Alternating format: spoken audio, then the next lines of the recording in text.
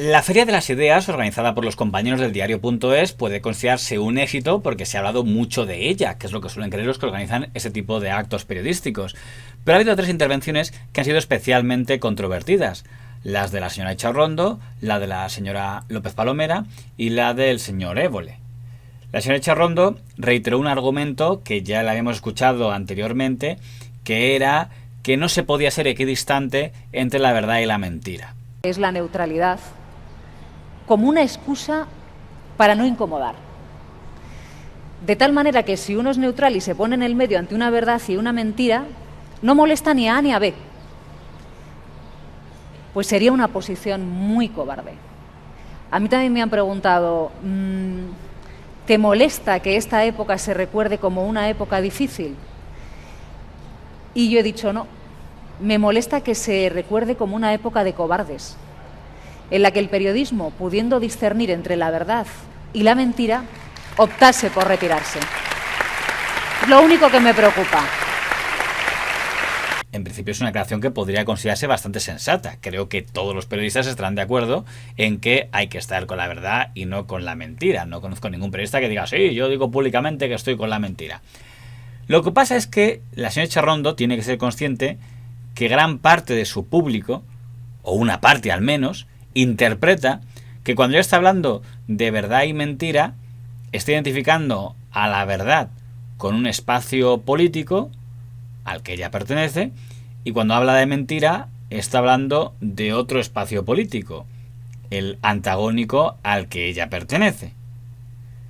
Porque nadie le pide a un periodista que sea equidistante entre la verdad y la mentira. Lo que se pide a los periodistas, y muy especialmente a los de Televisión Española, es que intenten ser equilibrados entre el espacio político de un lado y el espacio político del otro, porque los electorados de ambos espacios políticos son los que mantienen Radio Televisión Española.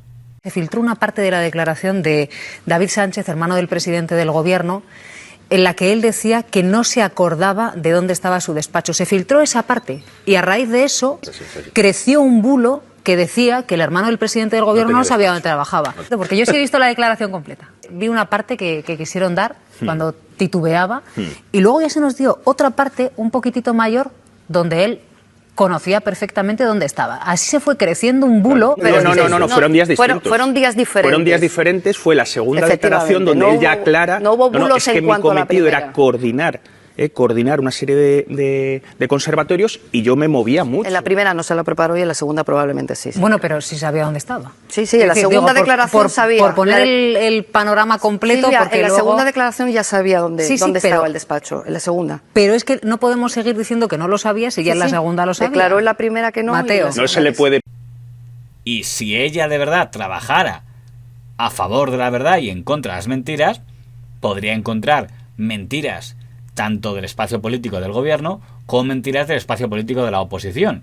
El problema que tiene la señora Echarrondo y lo que se reprocha a los periodistas de Televisión Española es que tienen cierta habilidad en centrarse en detectar mentiras de la oposición y de todos los elementos que puedan perjudicar al gobierno. De hecho, nuestro partido nunca dejó de revalorizar las pensiones conforme al IPC. No es correcto, señor Feijóo. Es absolutamente correcto. No lo hicieron ni en 2012, ni en 2013, ni en el año 2017. Yo no sé de dónde saca usted eso. Medios de comunicación contrarios al gobierno, elementos judiciales contrarios al gobierno, comentaristas en redes sociales contrarios al gobierno, pero casualmente nunca les vemos señalar ninguna mentira de nadie que sea cercano al gobierno. De la mesa se llama mentira. Es mentira. Y claro, el problema de la mentira es que si nos circunscribimos al caso actual, pues claro, igual no lo vemos claro. Pero es que la mentira comenzó hace 20 años. Comenzó el 11 de marzo. Es un suma y sigue. Lo de Begoña Gómez yo creo que es la gota que colma el vaso. Y como el partido político que sostiene al gobierno es también el partido político que sostiene a la dirección de Radio Televisión Española, pues eso hace quedar un poco mal a esa supuesta alegato contra la equidistancia que hace la señora Echarrondo. Yo creo que el tráfico de influencia se dice alguien influye sobre otra persona. Claro. Aquí nos falta la persona que ha sido influida. Pero Silvia no. En todo caso, bastantes problemas tiene ya la señora Echarrondo con su situación actual como para meterse en estos tejemanejes. En ese mismo acto intervino la señora Esther López Palomera, directiva del diario.es, que ella no se disfrazó, no dijo, no, yo hablo en nombre del periodismo contra los políticos, cuando tendría el apoyo de toda la profesión si, por ejemplo, se presentara como una periodista amenazada por un representante político como era el señor Miguel Ángel Rodríguez. A excepción de los que dependan económicamente de la Comunidad de Madrid, había bastante unanimidad en que no se puede tolerar ningún tipo de amenaza, aunque sea con la excusa de una charla coloquial. Pero ella misma no quiso hablar en nombre de periodismo contra políticos o frente a políticos, sino abiertamente como representante de un bando ideológico frente a otro bando ideológico. El bando ideológico identificado como los buenos, que serían los progresistas, los que tienen mérito, frente a los malos, que serían los de derechas, que van por el camino fácil, egoísta e insolidario. En esta vida es mucho más fácil ser de derechas que de izquierdas. Los de derechas no se preocupan del prójimo, ni de lo que ven enfrente, ni de garantizar servicios públicos. Entonces, lo que tenéis que plantearos es si merece la pena seguir defendiendo lo que creéis. Y yo creo que merece la pena, porque nuestra mirada sobre el mundo, no solo sobre España, es una mirada mucho más justa, mucho más amplia. La de ellos es excluyente, entonces no podemos conformarnos con lo que nos ofrecen desde el otro lado. Por lo menos, y mira que yo ya acumulo años vitales y de profesión, y claro, pues hay tentación de tirar la toalla, pero no, ni hablar, hay que seguir porque si van a ganar algún día, que ganen, pero por lo menos que nosotros perdamos con dignidad. Y lo último que se puede perder es la dignidad y los principios por los que hemos peleado. Puede que su descripción sea acertada. Lo que llama la atención es que lo diga alguien que trabajó tantos años en medios de comunicación que se identificaban, al menos en la etapa en la que ella estaba en ellos, como medios de comunicación de derechas. Dado que la señora López Palomera estuvo muchos años en el ABC con su mentor, que no fue otro que el señor Luis María Ansón, y luego fue del equipo fundador de La Razón, también con el señor Ansón, donde llegó a ascender a puestos directivos ya en la etapa del señor Mauricio Casal. O una de dos. O ha evolucionado, que es algo muy lícito, y mucha gente puede cambiar de opinión a otra, pero si vas a hacer un alegato contra aquellos que piensan lo que tú pensabas antes, lo mínimo que se te puede pedir es que empieces reconociéndolo. Es que insolidarios y que canallas son los de la derecha y yo lo sé muy bien porque estuve mucho tiempo allí y ahora me arrepiento de ello. Pues como hizo el señor Jorge Bestringe, ¿no? Aprendí en la derecha que los ricos se defendían solos. O si en el fondo ella siempre fue progresista y simplemente pues quería ejercer su profesión donde tenía contactos en ese momento y sus ascensos profesionales se deben sobre todo a lo buena periodista que es y no a ningún concepto ideológico, tendrá que reconocer que es controvertido que tenga ahora una opinión tan mala del espacio mediático en el que ella estuvo trabajando más de 20 años. Y lo último que se puede perder es la dignidad y los principios por los que hemos peleado. Podría escribir un libro al respecto.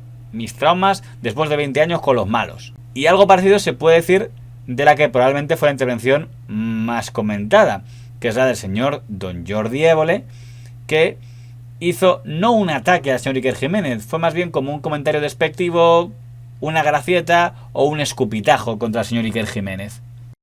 Y luego lo que sí que es muy importante para mí, en un momento como este, en el que hay un auge peligroso de programas, en este caso de televisión, que lo que están haciendo es intoxicar de una manera, totalmente descarada.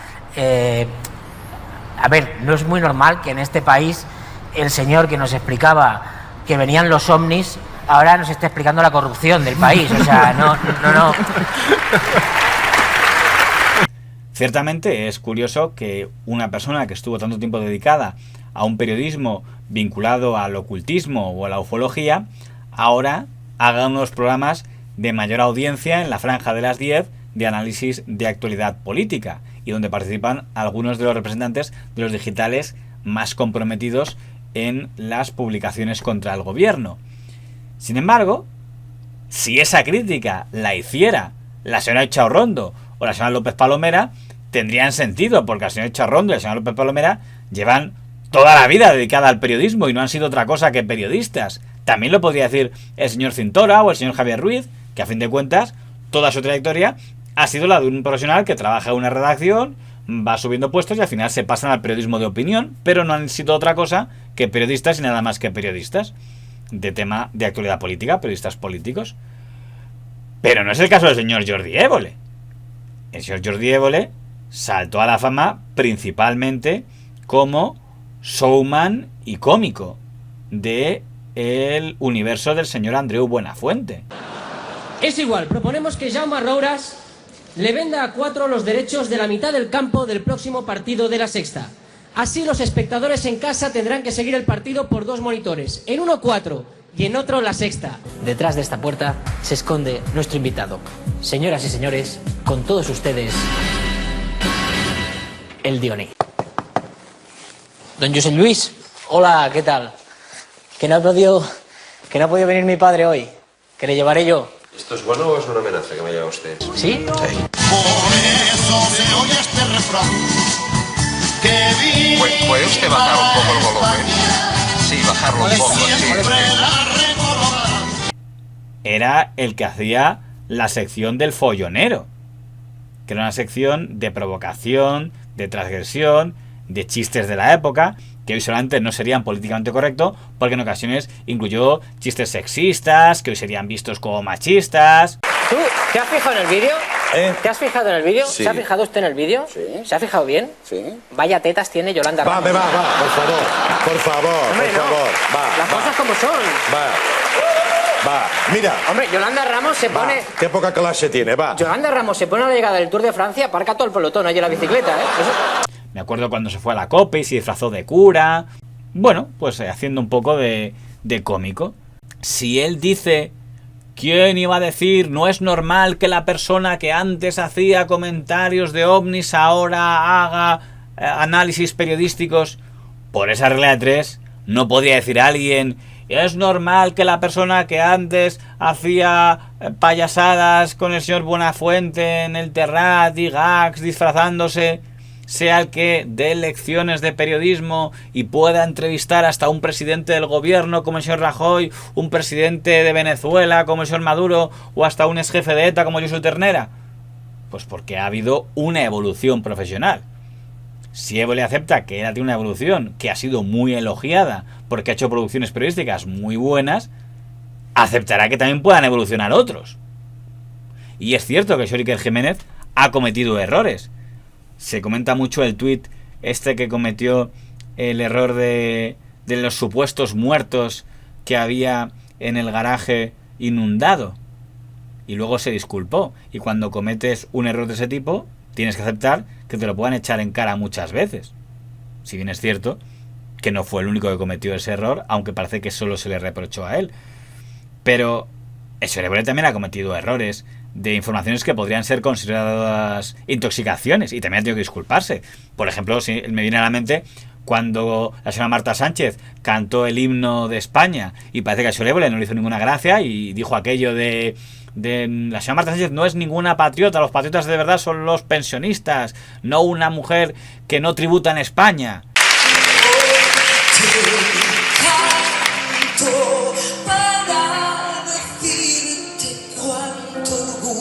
Y el día de Marta Sánchez perdían el culo por decir ¡qué bonito el himno! Pero hombre, lecciones de patriotismo cuando estás viviendo en Miami, hombre, pues ¿qué quieres que te diga?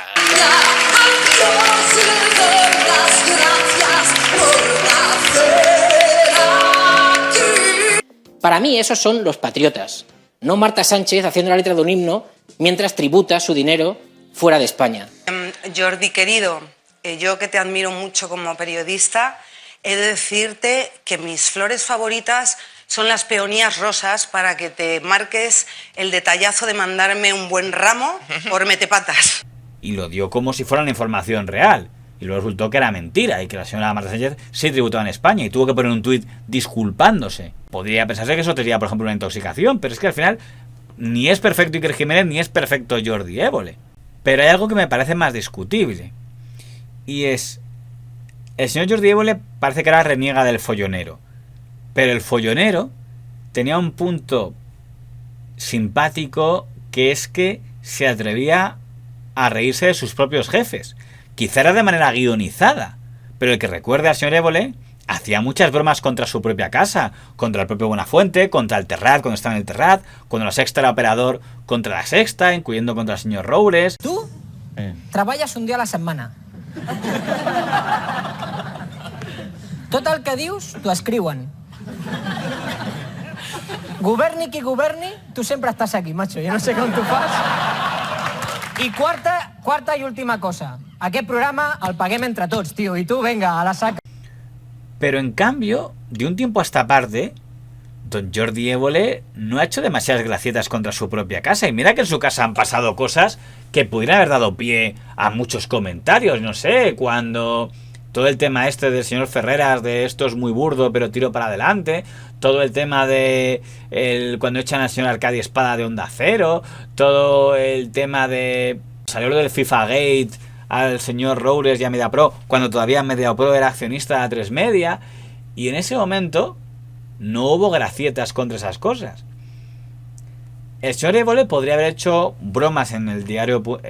En esa feria, el señor Jordi Évole podría haber hecho bromas contra el señor Pablo Motos, de A3 Media, yo que sé, contra el informativo de Vallés, contra el mismo Ferreras, pero escogió para hacer bromas justo al señor Iker Jiménez, que es justo el que trabaja en la competencia, en Mediaset.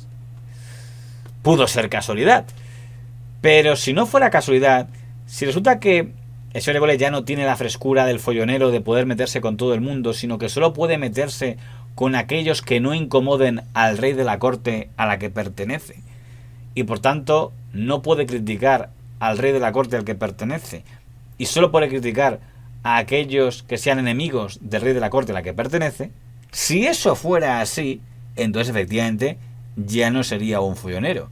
Si se diera esa circunstancia, sería algo más parecido a lo que el señor Pablo Iglesias llamó al señor Sánchez Dragó. Que estas afirmaciones te colocan de alguna manera como un bufón del régimen. Y era su forma de criticar que si te metes con el rey de tu corte, eres un osado.